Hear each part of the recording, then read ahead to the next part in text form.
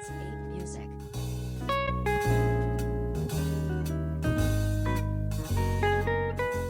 Hi, my name is Kim Berney-Brooke, and I am the founder and CEO of Uneven Surfaces, focusing in on belongingness and trust. I'm an organizational psychologist who got her master's degree in 2022 and realized when I was doing my master's that all of the information that I was studying was things that I was doing in my corporate job. So it was just really nice to be able to bring 20 years of experience into more of an academic setting and to validate a lot of the work that I was doing. And today I am joined by Kerry Bunker, who we met probably the fall of 2022. It feels like it's been Yes. over a year now. Yeah. And Carrie, do you want to talk a little bit about yourself and your background? Well, my history goes back a good bit further. I too am an IO psychologist, industrial organizational psychologist, and my degree goes back to 1976. So I've have a lot more experience in the field than Kim. And that's part of the way that we connected, actually. Like a lot of people, Kim and I were part of virtual groups coming out of the pandemic and the remnants of the pandemic. And since we both have experience in both working in corporate settings, but also have the commonality of our training in the field, but span different generations and different perspectives. That's part of what brought us together. I'm currently the president and founder of Wayfinder Executive Coaching, but I, prior to that, worked for 23 years for the Center for Creative Leadership. And then prior to that, I spent the first 11 years of my career working inside a corporate setting at AT&T.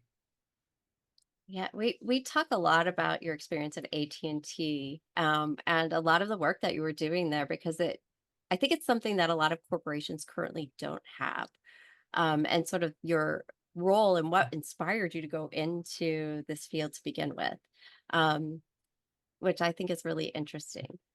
You know, I think I grew up being one of those more introverted kids who didn't say much but observed a lot Mm. and was always invested in understanding uh, what people were about, why they said and did the things they did. Sometimes I didn't understand it at all, but I had a real motivation and drive to understand it. And I think I kind of gravitated towards psychology and ended up majoring in the general field undergraduate, but was pretty clear that I did not want to be a clinician. I did not want to do therapy. I had been, I think I was the guy that the girls came to uh, listen to their problems. I was not the one that they came to date. They came to talk to me about all of the losers that they were dating. And I think I was the confessor, the one they talked to. But in any case, I gravitated toward a non-clinical use of psychology and working with people in their total lives inside corporations was kind of the driving focus of my graduate training. And I really sought out both in my academic choices of schools and later in my first job, I was very interested in organizations that had a very applied focus on psychology and really studying people in their total lives. I ended up at AT&T, which was Mecca for the field. When I was coming out of school, I didn't apply there. I didn't think I would. It would have been, I thought, way over my head to apply there. I ended up there because of the way a lot of things happen in life, relationships, Mhm. people that I met along the way in my graduate training. But it was an amazing place to work because AT&T was an organization whose success was built upon research, and they were particularly invested in understanding how people grow, learn, and develop throughout their careers.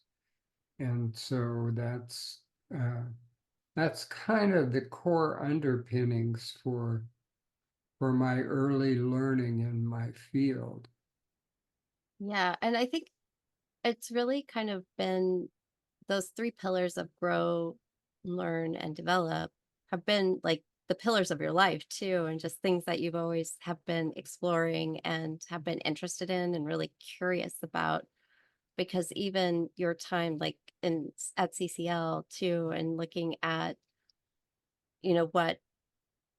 what helps somebody manage stress, right? And it's some of that Yes. research that you talked about that you've developed or that you did put together around that topic, which was really interesting.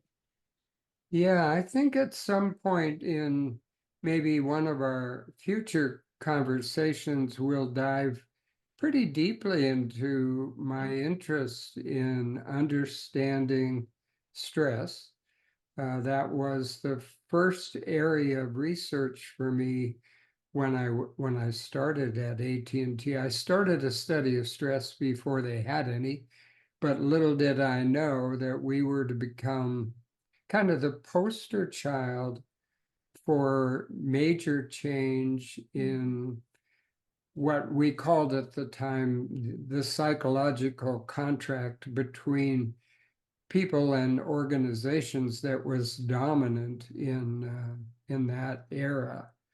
So yes, I think we'll spend a good bit of time Yeah. digging deeper Yeah, there's into so that. much there's a lot of richness in that, and I think one of the things we were talking about was just a title for, like, this segment or this Yeah, particular video, and you're always like, "Gosh, we've how much we know and how little we've learned," and just over the course of your time in this field, and then I'm coming in the middle of where you were in the middle of everything, and then I came in in the late '90s, and then have yes, been like coming through now yeah, through the 2020s, and just seeing the level of workplace stress, the amount of burnout. I believe the Gallup poll, their workplace survey, the global workplace survey in the United States, especially, like there's a very high percentage of individuals who experience stress on a daily basis. And when you have that level of stress that just keeps compounding and compounding and compounding, it's just not healthy because there's so many studies now too that show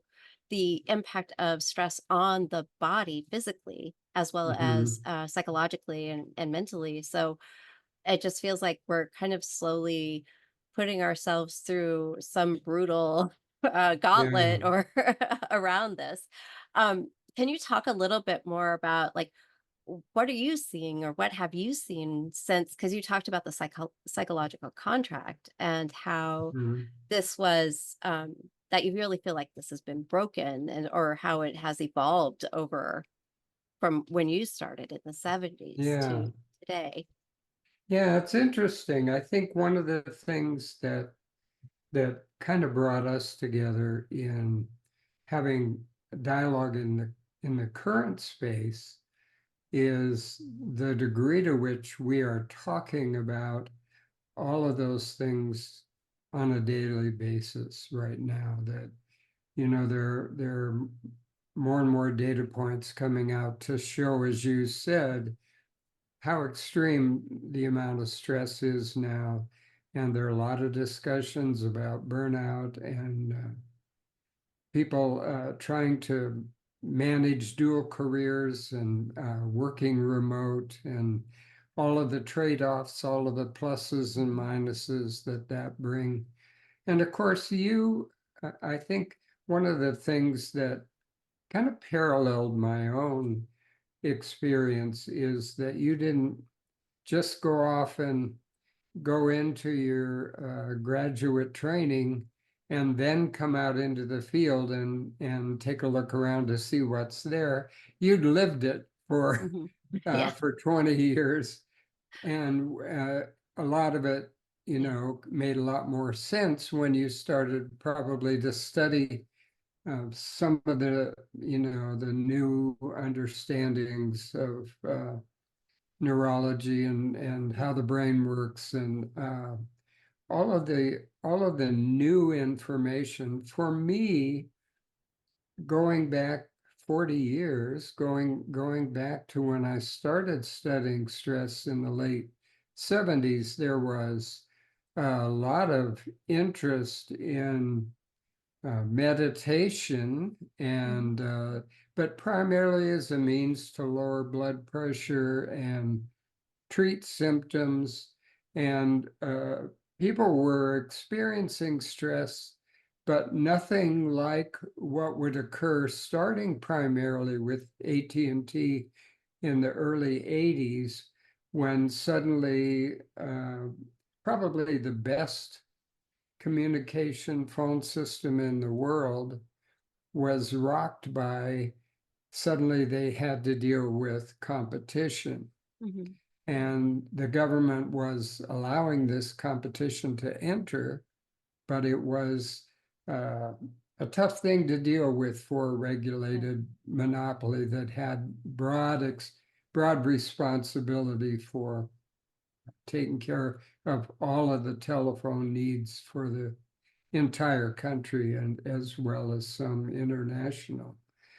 But AT&T, like most organizations, was a place that when you took a job there, it was kind of signing on for life. And people in our field used to talk about the psychological contract or the psychological agreement, which was the underpinnings of much of corporate America at the time. And it was Mhm. held in place by unions, in addition to just, this notion that working for a company was built around an exchange for lifetime employment, and your part of the deal was loyalty, hard work, commitment, and signing on for life. Yeah. And I remember my dad saying to me when I got my job at AT&T, "I don't need to be your dad anymore. You have new parents. Ma Bell will take care of you for the rest of your life. And you only have to meet a few agreements. Work hard, don't steal anything, don't lie to anybody important, Yeah. and don't mess around with the women who work there." That was my dad's sage advice as a Montana man of his generation. But essentially, it was true Yeah. that you signed on for life. And the eventual breakup of the Bell system and downsizing of hundreds of thousands of people was the breakdown of that psychological agreement between worker and organizations. Now, hadn't this And happened before an AT&T breakup, though? Had there ever been larger organizations that have had to, I guess, look at ways of spinning off not parts of their. really in not really in that sense. I mean, Yeah. first of all, I'm not a historian, Mhm. nor am Mhm. I a statistician. Yep. I was, in hindsight, as a colleague told me years later, I was oddly misplaced as a researcher. But I certainly, I mean, it was a dramatic event that affected, we were an organization of nearly a million people. And it was the first domino to fall Mhm. among a number of major corporations where the same thing happened, where suddenly it Oh, became kind of the model to deal with the cost structure events by getting rid of the human resource, by layoffs and right, right. restructurings and spin-offs and um, All of those lovely yeah, buzzwords the that ings, we really, used to call them, yeah, the ugly ings, that yeah, caused yeah. great stress for people. And I was blessed and cursed, I guess, simultaneously to be in, to have in at my fingertips massive amounts of data about people and stress while they suddenly went through stress that they had never anticipated could happen to them. So this stress was really, it really like came about because it's that this organization that they felt like they could, this was their home.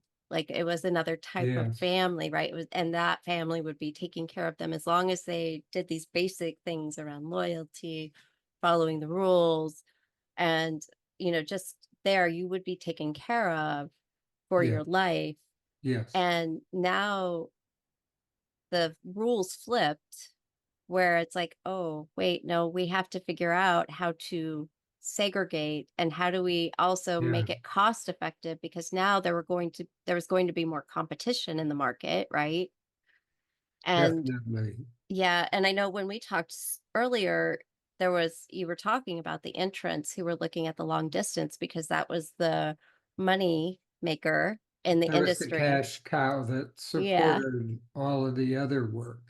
Right, like all that infrastructure work of laying cables and connecting homes and, making sure that all of the connections that needed to happen did happen so that everybody had a Yeah. phone in their home, right? A phone for every home at a price they can afford. Right. A And beautiful vision. Beautiful yes, vision. Yeah. and maintain dial tone. Yeah. You know, a tornado may tip your house over, but there was a good chance if you dug deep enough, you'd find your phone, and there was a real good chance it would still work. They Amazing. were they were built to last.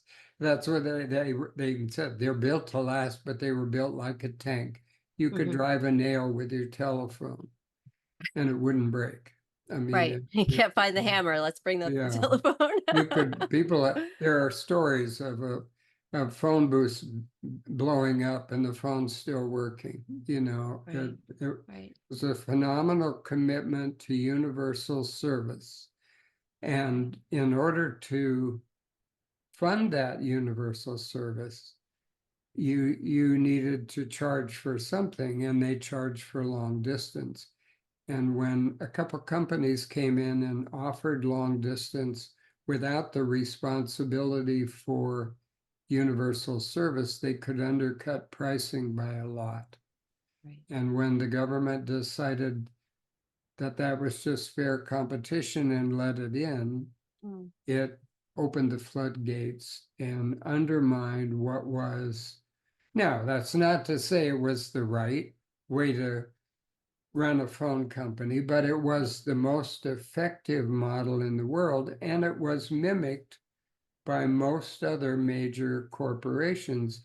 All of them had pension plans, and they truly were committed to funding the rest of your adult life, even after you retired. So, Yeah, pensions are like almost they're unheard of in most private yeah, sector roles, yeah, unless you happen to have a job that's unionized. But even then, I don't even know if yeah, it's something that's readily available unless it's a government job.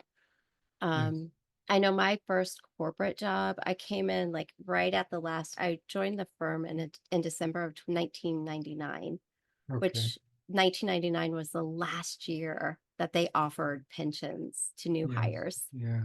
So I was like in that last wave of people to get a pension. Mhm. And when I left the firm, I had this pension that I'm like, oh wow, this is amazing, because it was close. I had been there for almost 12 years and it was close to $100,000. Yeah, And I didn't do anything except for work, show up, do a good job, yeah, and be present and not yeah, break rules, like yeah. not AT&T found me 40 years later and said, "We have some money for you. You had some vested pension, and I still get a small monthly stipend, even though I was only there, like you, I was there for 11 years. So um, those were meaningful things. And even in our stress research then, we were asking, and later when I went to CCL, what's the deal? People are still trying to figure out, so right. what's the current deal? What am I trading for? I'm working hard. I kind of know more about what my side of it is. I'm not real clear what the corporate side is. Right. Well, because corporations are still asking for the Yeah, exact same thing as they asked for before, yeah, but with less yeah, to offer for the employee. And it keeps moving too, right? It yeah. keeps shifting. It's a moving target. I mean, we went to, merit pay for performance, different. I mean, there Yeah. have been different attempts. We at the time, or at least later, early in my career at CCL, which started in 1987, we were looking at, the how does learning fit into this? Hmm. Doesn't an organization have an obligation to help you learn throughout your career so that you can grow into more meaningful, more purposeful, more impactful, and more compensated or recognized positions, either within that organization or wherever life may lead you. And we even drafted, I've looked high and low. We at one time in our training used a one-page, what might the New Deal look like? And we would Oh, ask people nice. in programs, how does this sound? Would you sign on for this? And most of them said, most people in management roles that we did this with would say, yeah, I'd sign that. But Yeah. my company would never do that. They would Right? Like they that's would never. that's so interesting, right? You have the middle manager who's like sort of balancing like what the Yeah, C-suite and the board are making decisions on along yeah, with what the people who yeah, are reporting into them, and they're like kind of stuck in this middle, and they're like, I know this is the right thing to do for my people, but I know that yeah. it's not going to come up It here, would and I know never that. come from on high. Yeah. And I know there was like a very strong shift, just looking at like the political um context of when these shifts were happening, right? When AT&T is like in the 80s, like if we look at that time frame, and Hmm. there was I forget who the economist was, but it's like that's when shareholder primacy became Hmm. the thing. Like it's always Yes. been a thing, because if you go back and look at Yes.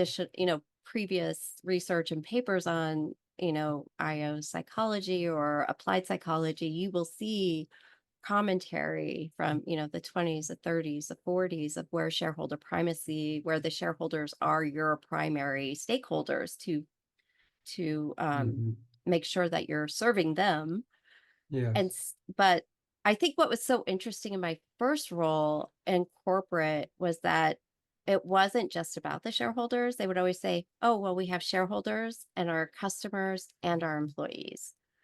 And they really looked at that three-legged stool as like, this is what is supporting us as a company. And I think that sort of mindset and that cultural perspective was really helpful, because a lot of the I guess the feelings that I have for that place, and I talked to former colleagues too, and they're like, I don't know what it was, but there was something magical about that where we like really truly had like some sort of synergy, some sort of connection. And a lot of it Mhm. went away over time because we started to go through recessions and, having lots of different economic challenges. But there was something really unique about the people we worked with and sort of the bigger vision of what we were focusing in on as Yeah. a company and an organization.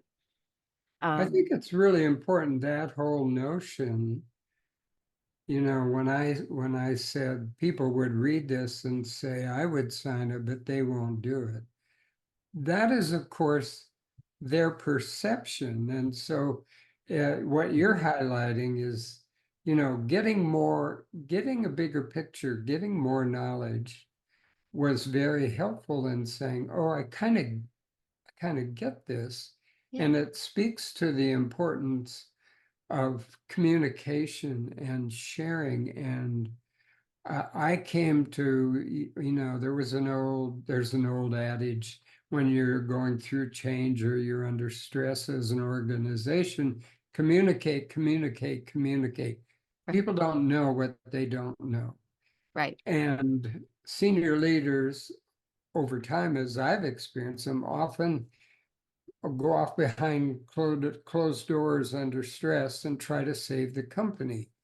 The danger of that is that when people don't know what's going on, they make it up because Yes. they're trying to understand. And so sometimes just sharing of information and being transparent and being honest and, so some of that, I think one of the lessons, a phrase you and I have used a lot in talking about what could this series be about, is Mhm. one that you used earlier.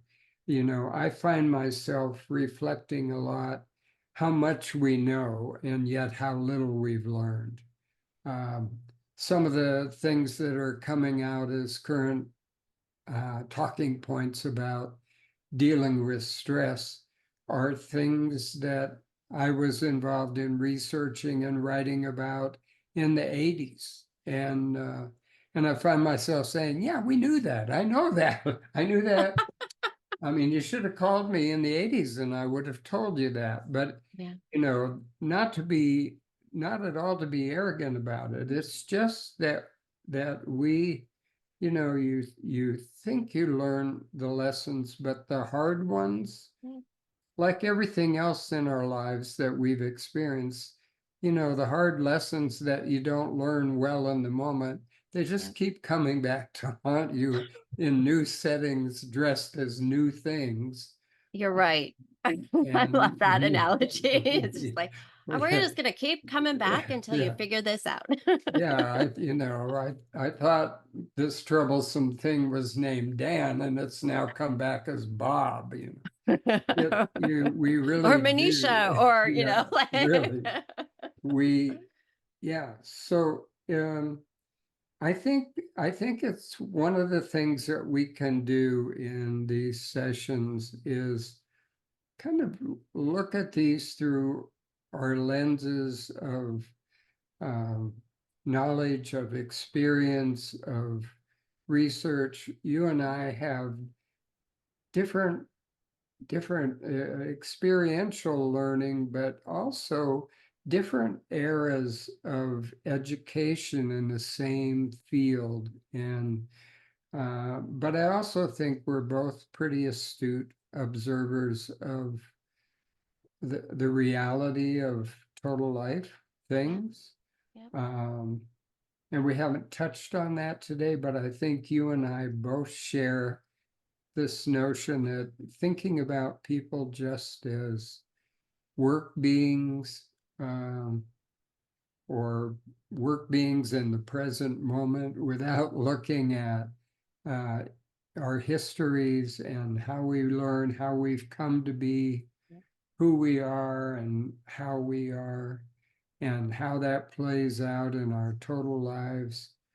And a word we've talked about, another word that'll be part of our dialogue for sure, is story. Oh, think you yes. and I are both big believers in the importance of knowing someone's story or a corporation's story or a Mhm. country's story or the story of the evolution of our political system. I'm not knowledgeable about that, but I sure can feel how it's played out at different points in time in my history doing this work. So we have Yeah. fertile ground So much to to talk about. cover. Uh, I don't know how many of these sessions, as many as feel As many good. as people will be interested in watching and until we Yeah, get bored of recording them, I think, it's yeah, just yeah, yeah, I think if folks are interested in these topics, please share with others and you can always subscribe to the channel so you'll know when we yeah, drop a new video. And if there's anything that you want to share about your experience in the workplace, as a viewer, or things or topics that you would find fascinating for us to really explore yeah, and dig a little bit deeper, we would love to hear from you. So feel free to add those to the comments too. And yeah, just be we'd love it. kind. That's the only thing I say is just be kind in your comments. Yeah, yes.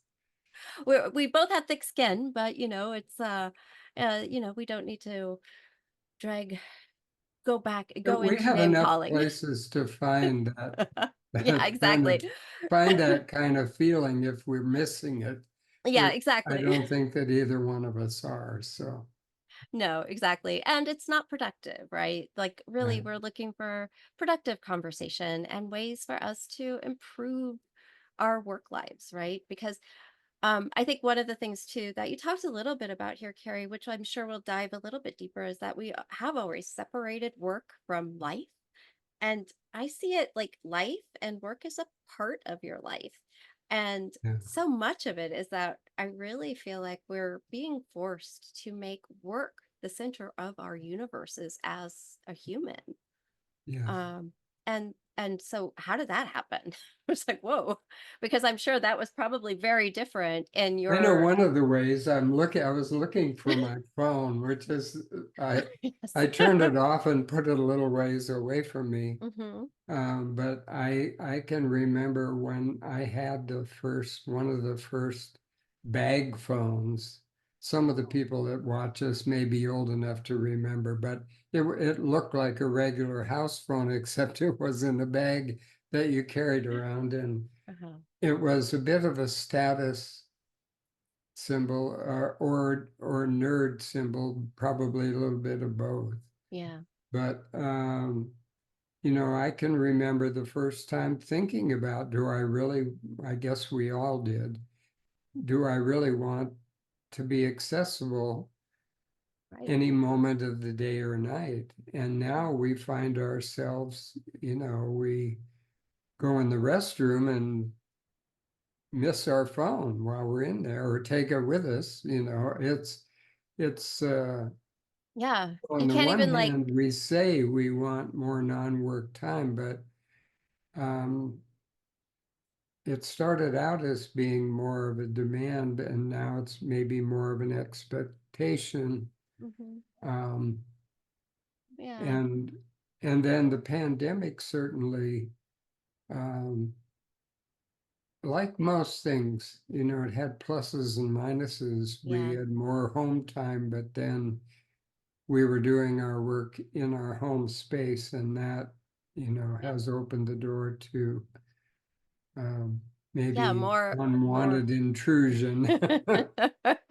Yeah, and I think it's also just finding your own personal cadence of work too, right? Like, Yeah, and how can organizations support people with that? Because maybe people aren't like straight 9 to 5 or 8 to 6 sort of people. Maybe yeah, they work a 4 hour shift now and 4 hours later, or just that yeah, type of flexibility. It doesn't have to be as rigid as we've defined it or have historically defined it. So I think we have a lot of yeah. fodder Many, here many and just so directions we much. can Yeah. go, but But yeah, I would be definitely interested if you like the content, if you think this is fun and interesting, give us a like, give us a thumbs up on the channel. absolutely.